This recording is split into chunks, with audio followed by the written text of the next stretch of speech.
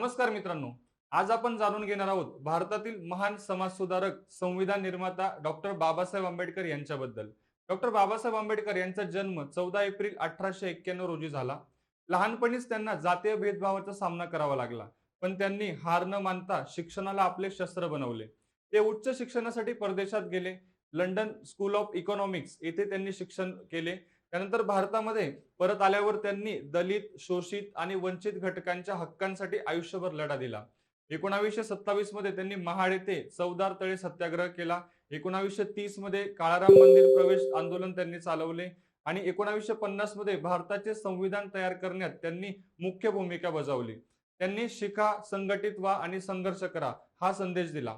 म्हणूनच डॉक्टर बाबासाहेब आंबेडकर यांना भारतीय संविधानाचे शिल्पकार आणि सामाजिक न्यायाचे प्रतीक मानले जाते.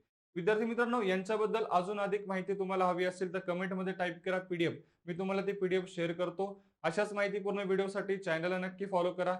व्हिडिओ आवडला असेल तर लाईक करून आपल्या मित्रांना लगेच शेअर करा. धन्यवाद.